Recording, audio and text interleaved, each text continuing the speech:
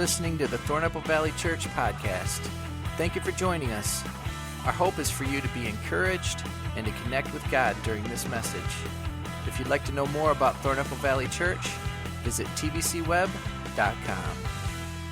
So I wanted to start by asking a question. I'm going to talk about parent-child relationships today. This will cover, obviously, all kinds of relationships, but we're going to kind of zero in on parent-child. So all of you who are parents, and that's quite a number of you, all of you who are parents, let me just ask this simple question. Have you ever done something that your child saw that you wished with all your heart they had never seen? Would you just lift your hand if that was you?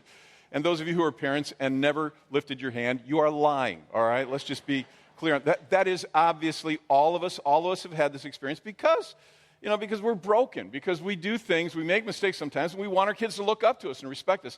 You know, my dad, whom I was fairly scared of a lot in my life, he would tell me, you can do this, you can't do that, that kind of thing. And then I would see him break those rules. And the 2 or 3 times that I worked up the nerve to say, well, you said not to, but you just, my dad did the same thing every single time. He looked at me very seriously and said, you do what I say, not what I do.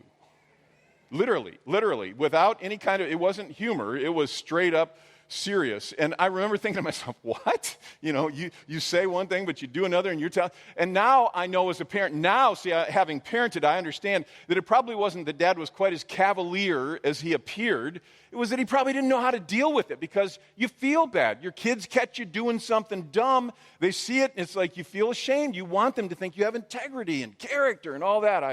I remember, this is many years ago now, when my kids, which are all adults, were pretty young, and it was the eve of an election, a presidential election, so a long time ago, and I'm watching the returns, and I felt like I was very interested in the outcome of it, and I remember that evening that the outcome was not what I had hoped for, and I was quite distraught over it. These days I don't get distraught over nearly as much anymore, but I was quite distraught over it. And I remember some of the kids were still up, and I was walking from the living room, having watched the TV, into the kitchen, and I stubbed my toe, and out of my mouth popped a word that the kids had not heard me say before.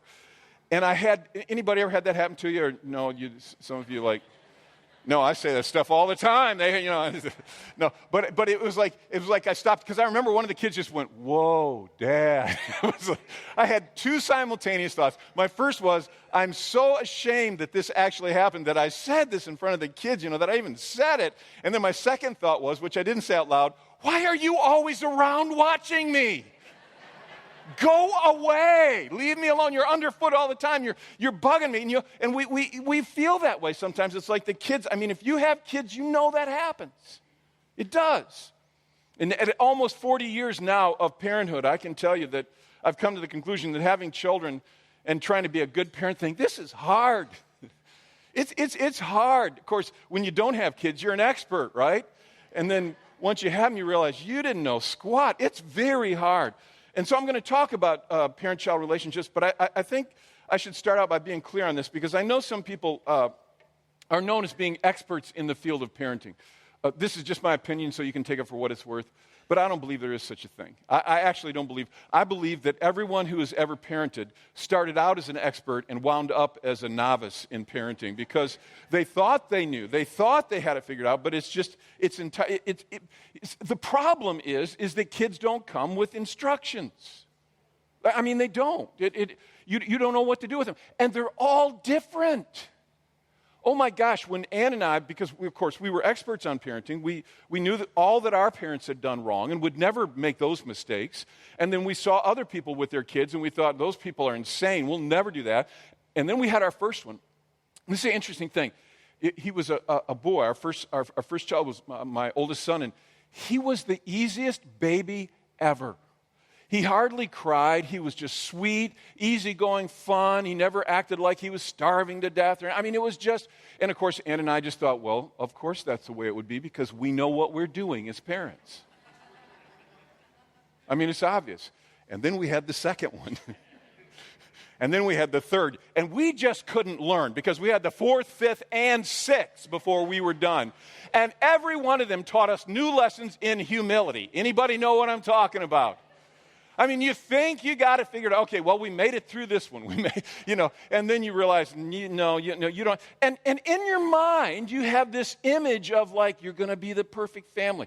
One of my kids sent me a picture. This is a photograph that was actually taken so beautiful of emperor penguins. This is an emperor penguin family. Is that amazing or what? The mom and dad are head to head looking down at this baby who's looking up adoringly at them. And you look at that and you just go, oh my gosh, you think that's what family should be. But real family does not look like this. Real family is messy and scarred and torn and beaten up and all kinds of stuff. That's the way it works. And we want our family to be wonderful, but it just isn't quite that simple. And so, I was thinking to myself, actually, I thought, I'm talking on family, but I realized it's so hard, so I thought I'd just say, best of luck, God bless you, let's close with prayer. Of course, I'm not going to do that, so. Actually, Scripture does speak to the issues of parenthood, not volumes on it, but it does.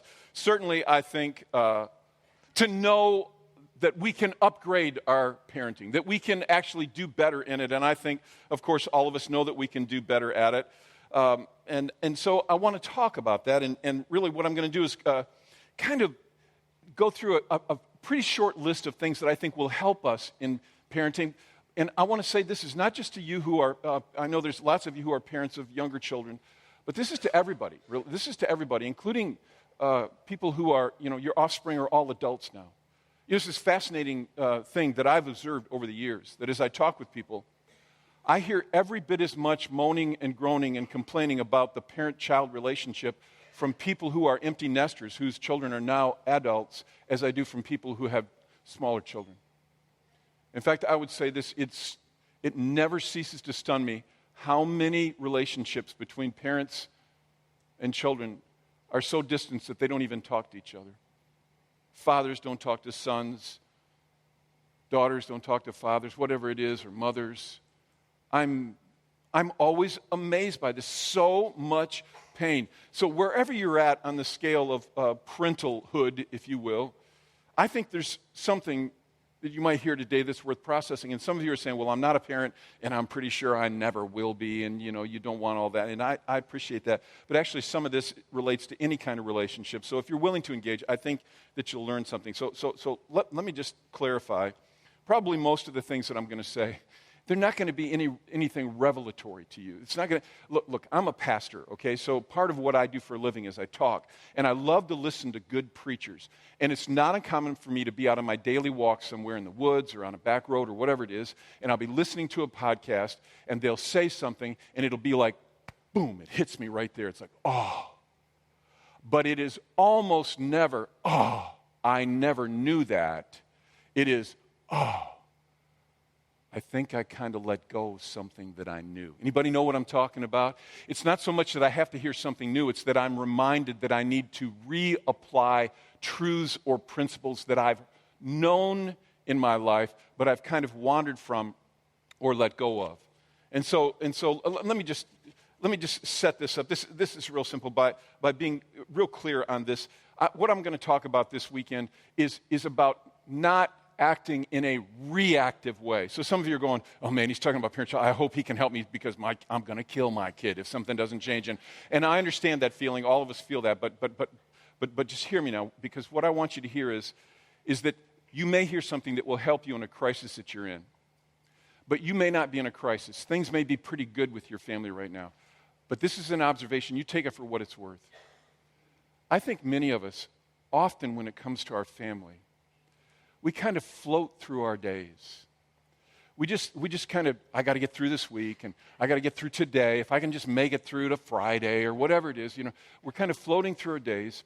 And what we're doing really when it comes to our family is we're mostly living reactively instead of proactively.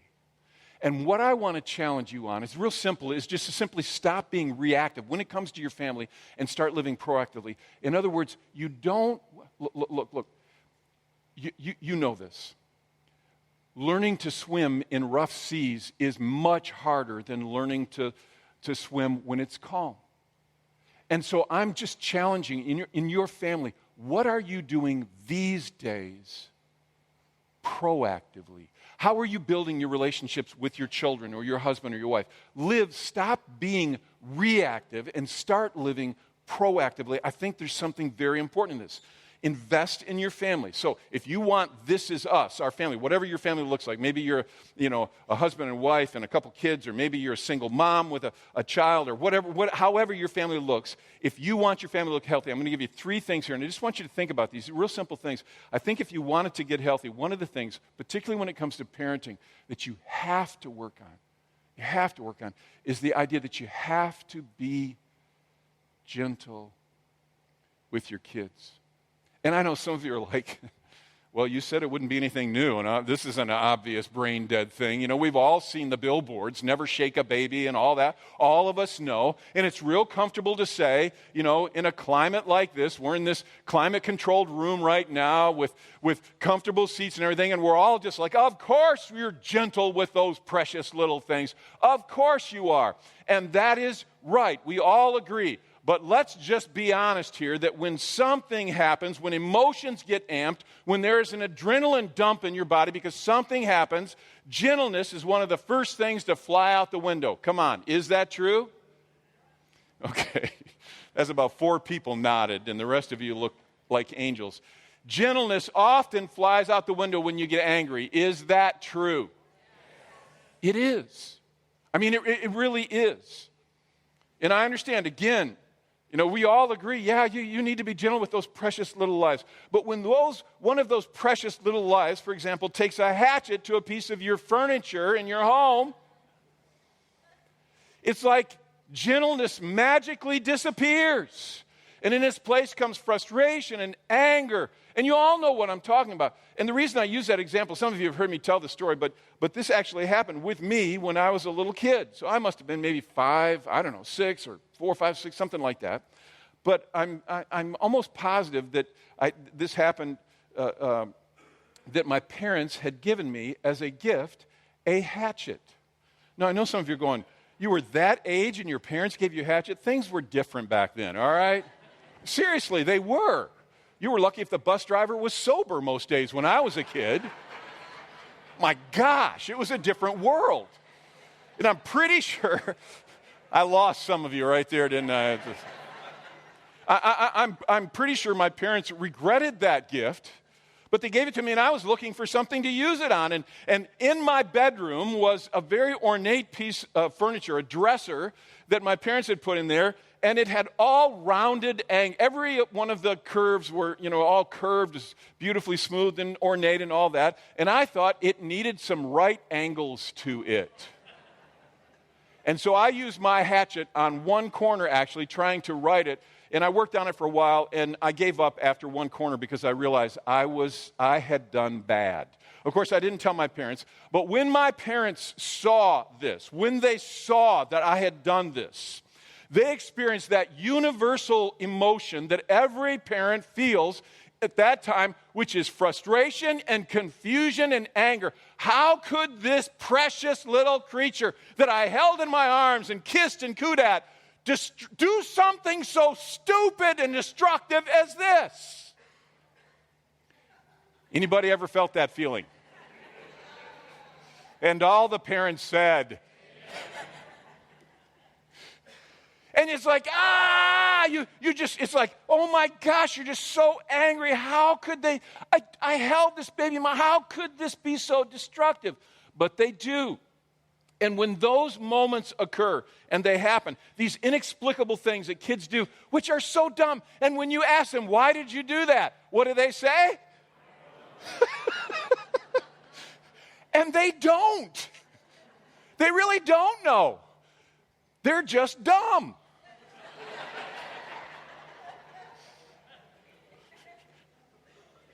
And in that moment, when that happens,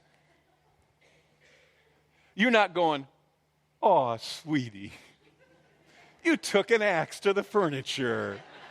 Bless your little heart. You're mad. You're angry. You feel enormous frustration welling up on the inside of you. And of course, you try to console yourself and say, well, when they get older, it'll get better. To all of you young parents, I hate to notify you of this, but wait until they get old enough to drive. If you think furniture is expensive, I mean, this is it doesn't go away. Here are the facts. kids are going to break more things than you ever dreamed possible.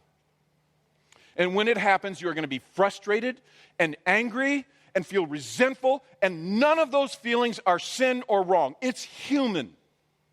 You are going to feel that way. There's nothing wrong with that. But here's where we get into problems. See, where the temptation of our children is to do some dumb thing that is destructive to stuff. Our temptation is to misuse our power. Don't miss this. Our temptation is in those moments to misuse our power. Because, see, we're frustrated, we're angry. You just saw the thing that your kid destroyed. You just saw this thing that's going to cost you enormous work or enormous money, or it's brought you great disappointment. And so you had this rise of anger, this a chemical reaction, adrenaline is dumped into your system, so you are geared up. Now you're charged, you're angry, and you're bigger than them, and you're stronger than them, and you have all the power in this relationship, and nobody's watching.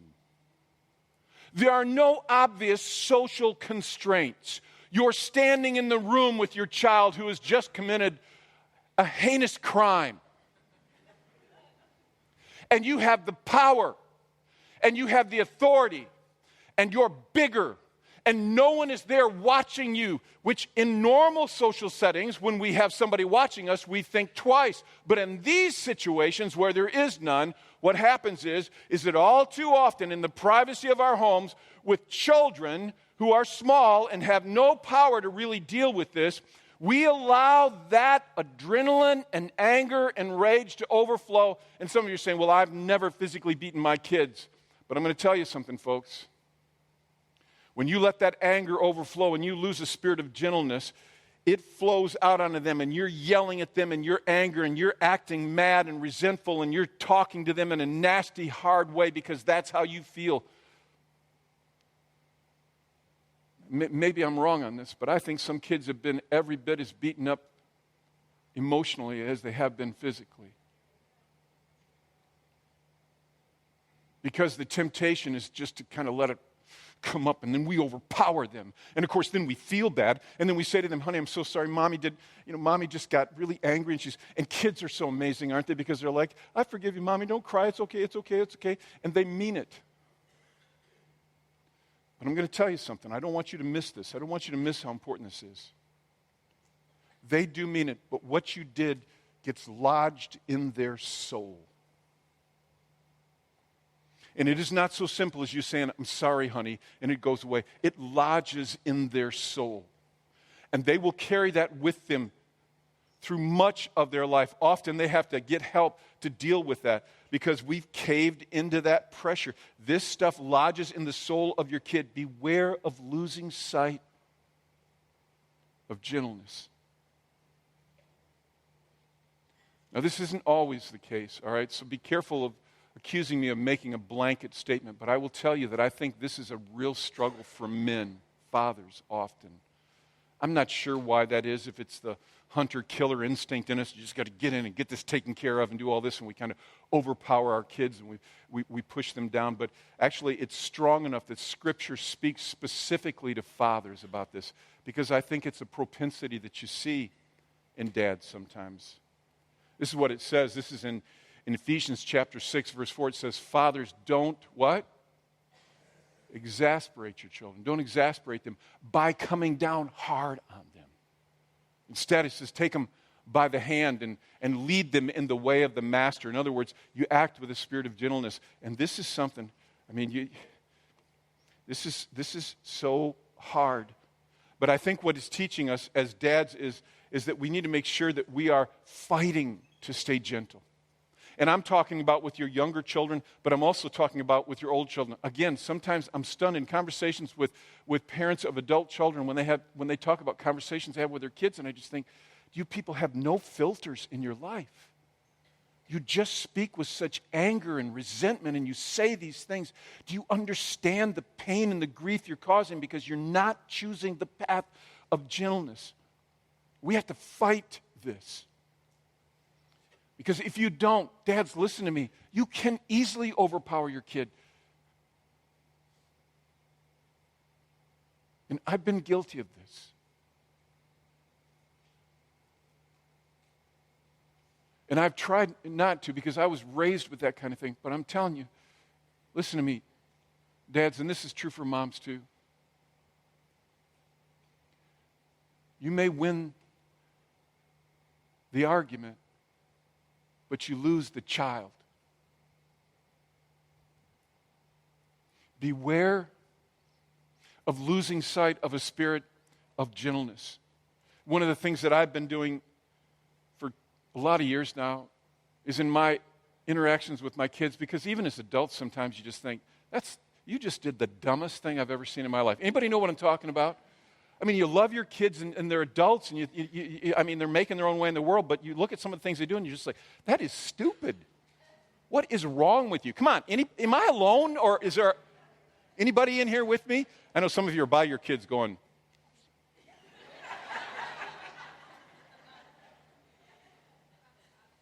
and one of the things that I've been working on, and I'm not always successful in this, but I've been working at it, is when I get into an encounter where I feel like, the energy is amping in the air and all that. You know what I'm talking about. And you start to feel like anger rising. And I ask myself, now how do you want this moment to be remembered in 10 years? And is it a big enough deal that it even should be remembered? Because there's something about putting some historical perspective on things to help you realize that's not as big a deal in the scheme of life as it feels in this moment. And I think we should be asking ourselves, and of course this idea of gentleness, this is a mandate for Christ followers across the board. This is Ephesians 4:2, it says, be completely humble. Say those next two words out loud with me. And gentle. Completely humble and gentle. Be patient, bearing with one another in love. This is what we're called to. The question, of course, is how do you stay gentle? How do you stay in that place when you're furious and you have the power and there are, a lack of social constraints, so nobody's going to see except your kid, and you got the power and the authority over your kid and you're in the moment? How do you you're only human. I mean, how do you deal with this? And this is me saying this now, all right? I think there's biblical precedence for this, but I will tell you that I think the single biggest thing you can do when you are in a setting with one of your children, be they adults or be they young, particularly when they're young, and you feel anger rising up on the inside of you, and you are in that battle, here's the single most important thing, from my perspective, the single most important thing you can do in that setting. Walk away from it. Walk away from it. Not for good. I'm not saying you ignore it and act like it didn't happen. Step back, walk away from it, distance yourself for a period of time. Because have you found, like what I found, is that when you actually pull the plug and let a little bit of the anger out, that it opens the floodgates and it all comes pouring out? And so instead of a reasoned discourse with your child, it just goes into you being angry and ventilating. And I know some of you are going, well, my kid's 3 years old. You can't just leave the kid in the house who's 3 years old. Don't tell me you haven't wanted to. And I understand you can't, but you can go into the bathroom and shut the door. You can do what you have to do to distance yourself from that. Listen, make sure that you give yourself a chance, because there's a chemical reaction that happens in you when anger spikes. Do not underestimate the power of adrenaline when it hits your system. It is a drug reaction inside you. It is profound, really. And what happens is you have to let that begin to drain out of your system. This is what Scripture says. This is a writer of Proverbs says in Proverbs 29:11. Fools vent their anger. It's like something comes up. It's like, psh, off it goes. Whatever's going on, they just let it go. But the wise quietly, would you read the next three words out loud? They hold it back. Now, in light of all the Scripture, it's not saying you never deal with it. It's saying you step back from letting it become a time of ventilation in that moment. And there's something very powerful when we do this. Recent years in my life, I've been trying to apply what I call, because I'll be honest with you, I struggle with anger. I'm not going to ask for a show of hands because I'd just be scared by how many of you are like me probably. But I struggle with anger. It's one of my knee-jerk responses when I get, frustrated about something. I find myself getting angry. I just do. And one of the things I've talked about this in the last couple of years, I try to apply what I call the 8+ hour rule. And that is when I feel it rising up, I want to step back out of the situation, out of the moment. I'm not giving up on it. We will come back. We will address it. We will talk about it. We will deal with it. But I'm going to step out of this thing, for I have found for me that I need at least 8 hours to let the interactions that are happening inside me that aren't even related to the communication I would have with whoever the person is, that they begin to drain. And this is what I found, is that if I give myself some time and I let the physiological stuff drain out and settle out, and I give myself just a little bit of time to process it, I get to see it in a better light. And so when I step back in and say, now let's talk about this, I'm not bringing all the energy.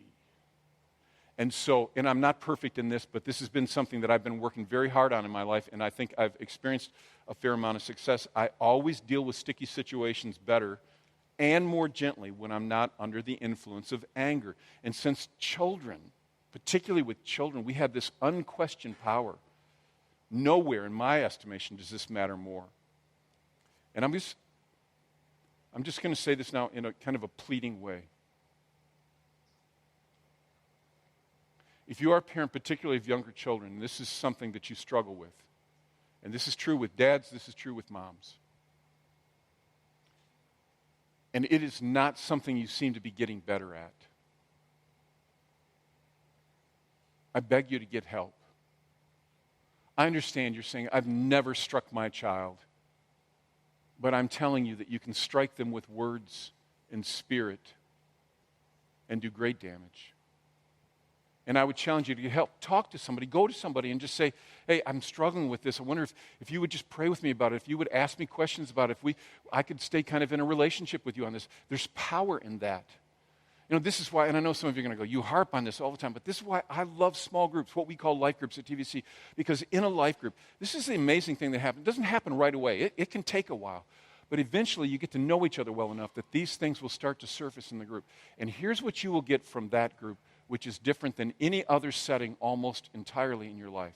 Because you are gathered for the purpose of growing in Christ, you will get from them responses that you will not get from the people at work, from the people in your neighborhood, from the people in other social settings in your life, because they will speak about what God's desire for your life is. And you need that. But sometimes, and there may be some listening to this, you even say, Jeff, I'm in a group, but I'm struggling. Honestly, I'm struggling. Then I would say to you, you need to get counseling. And I'm tempted to go off on a rabbit trail on how powerful counseling is, but I will just say this to you, okay? Counseling, I have paid for a lot of counseling in my life. Marital, personal, and I have never enjoyed writing a check or using a card for any of it. But it hurts me to spend money anytime, all right? So that's just a reality. But it is, I would argue, at the top of the best money I've ever spent. And if you don't know where to turn, you call our office, talk to us about it. We will help point you in some directions where you can find some encouragement and some help. But the idea is, get help. Be gentle. Be gentle. And yet, and now this is particularly to parents of younger children, just because you're being gentle doesn't mean that you must forget that not only should you be gentle, but you're still the parent. You're still the leader in the home. So be gentle, but also be in charge. Now, I don't want to spend and rant on this too long, but I'm just going to say this to you, all right? Sometimes I think parents go so far the other way because they're so determined, I'm not going to be gentle, I'll never speak, I'll never upset my child and everything. They go so far the other way that they lose their authority as a parent. And I believe that is a mistake. And of course, some parents, and some of you are going to get mad at me for saying this, but some of you probably, even sitting in this room, you believe that the child that you have in your home or your children, their heart is at its base good and righteous. And you're nuts if you think that's true. I mean, I don't want to be mean, But my gosh, how many kids do you need to have to learn that they're broken from coming out of the womb? And they're trouble. And that's all of us, folks. Come on, is that true? So what do kids, what's their first words? No and mine. That shows the basic goodness of the human heart right there, doesn't it? No, we're broken. And parents sometimes, I think they think, well, the kid's wonderful and they'll figure it out and they'll work it out. And they don't want to interfere. They just want them to, to come to themselves and be all this. And they lose sight of the fact that God has placed you in their life for a reason. And it is to help them become all that they can be and who they should be. And all along, the truth is, all through the Bible, it's clear, we're all a mess. Some people say, well, the heart of my child is just wonderful. No, I can tell you what's in the heart of your child. Foolishness. The Bible talks. Look at this, Proverbs 22:15. It says, folly is bound up in the heart of a child, but the rod of discipline will drive it far from him. Hey, all the kids sitting in here, that's an awesome verse, isn't it, right there? You're like, dang it, that's in the Bible? Yeah. And it's not necessarily referring to beating them physically. This is the idea of discipline makes a massive difference in the life. Your child needs direction and discipline. And they're born with self-centered traits, as I said, like all of us. And though a parent may think it honors a child to let them rule their own lives, it can be a radical mistake, really. It's not an act of love. Look at this. Here's another scripture from Proverbs 13:24. It says, a refusal to correct is a refusal to love. It's fascinating, isn't it? It says, love your children by what? Disciplining them. Discipline is actually an act of love. Now, no kid ever believes that until they become a parent.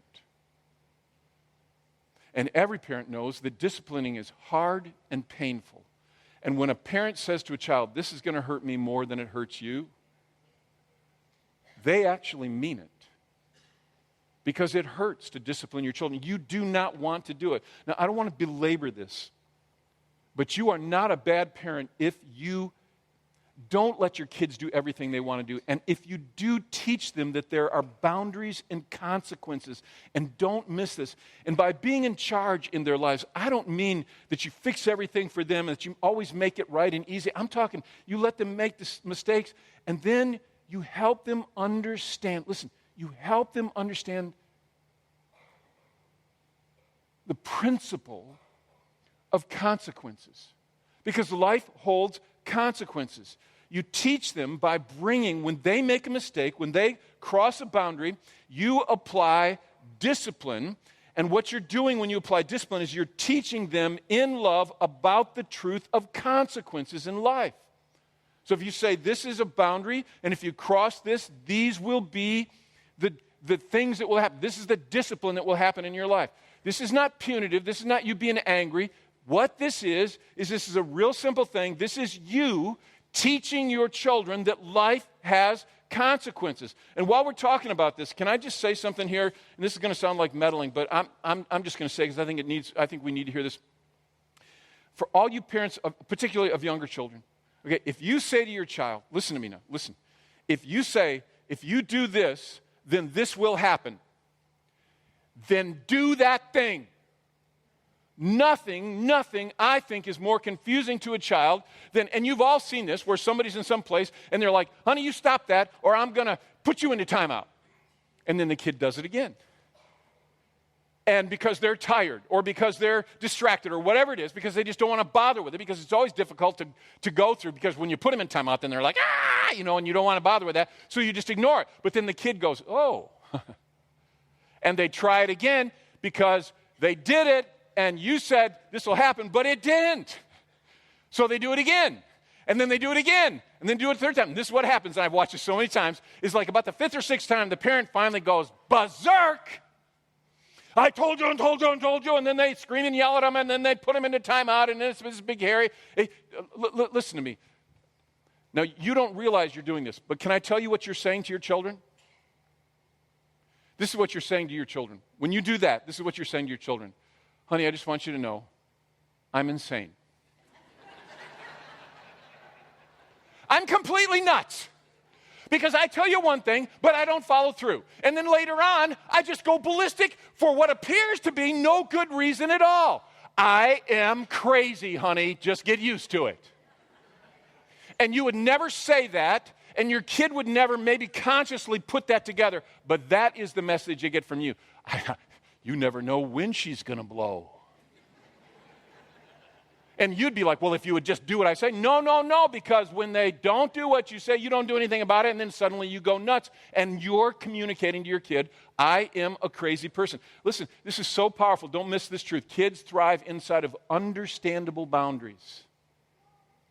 When you set a boundary, and you say the consequences will be, if they cross the boundary, then the consequences must be whatever you said, unless you realize that in a moment of frustration, you set the consequences as too far out or too big, and then you say, okay, I want to back up because I made a mistake on the consequences. The consequences, this is not what I want. This is what I'm going to do. Just be honest about it. But when they cross the boundary, you apply the consequences. I hate to say it because I do this all the time, but that's good preaching right there. I hope you can hear that. No, I'm serious. I'm not looking for applause or anything. Just hear me. Your kids thrive when they understand the system. But so often what happens is they simply don't understand the system. And when you set up boundaries, and then they cross the boundary, and then you apply the consequences, just understand, don't do it in anger. So if you're angry in that moment, then you step back, because here's the deal, is ventilating your anger is not discipline. You may feel better, but the kid's wrecked. Because what you were doing was not instructing, you were ventilating. Do not ventilate and call it discipline, because that is not discipline, that is punishment. And that's a huge mistake. All right, so you got to be gentle, you got to be in charge. Let me give you one more, and we're going to be done here. And that is that when a boundary gets crossed, and then you apply consequences, then once it's done, then you have to be forgetful. I honestly believe that one of the biggest ways we wreck our kids is when we keep dragging up past fails. Because what we are communicating to the child when we do that, it's real simple. What we're communicating to them is, you can't win, because I will not forget that you have failed. And when you drag up past stuff, and this is often the way, this is how we do it often, is we're so furious. We go, this is the same stupid thing you did 2 weeks ago and 2 weeks before that. You never learn. And I understand that you're frustrated and angry, but what you're doing there is ventilating. And when you have applied consequences to a boundary crossing, when it is done, it should be, can anybody tell me? Done. And you do not bring that one back up again. Because you communicate to the child a very confusing message. I can't win. I said I was sorry. I paid the damages. I did what I was supposed to do. I paid the penalty. I did all that. But now you're throwing it right back in my face again. There is no winning with you. Do you hear how these subtle messages come through to our kids? So this is what we do. We get angry, we get frustrated, and then we grab the bucket of past failures. And what makes it hard is that kids tend to be repeat offenders. Have you noticed that? Because foolishness is bound in their heart, like all people, they have a propensity to be repeat offenders. So they do the same thing over and over, and you're like, what is wrong with you? And we move it from a single offense to a life pattern, and we say to our kids, you'll never change.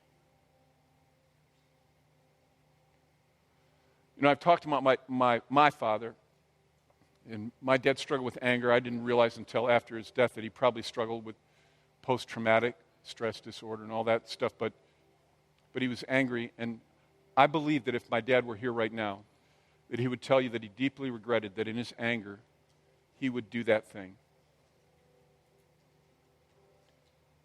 He would remind me of every past thing he could think of, and he would say, you're stupid, you will never change. you will never amount to anything.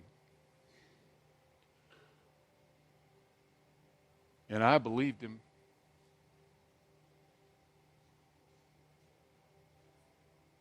Beware what you say to your kids. And I've spent a great deal of my life trying to prove Dad wrong. Well, yeah.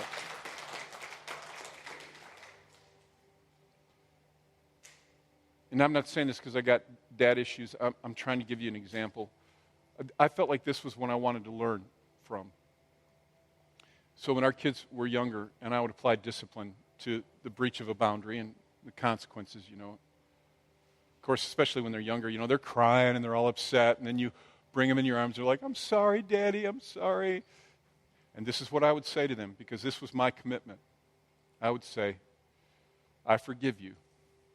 And then I would move them out away from me a little bit, and I would just say, and it's done. It's done. And I will not bring this back up again. And I worked pretty hard at doing that. I'm not sure that I was at all perfect in that. What I'm saying to you is, this stuff isn't complicated. It's just hard work. But it's worth it. It's worth it. And I think with God's help, we can make a difference. Be gentle. Just be gentle. Be in charge. Those of you who are parenting younger children. And then for all of us, we should be forgetful. And if it's done, it's done. Amen? All right, let's stand to our feet, and we'll close with prayer.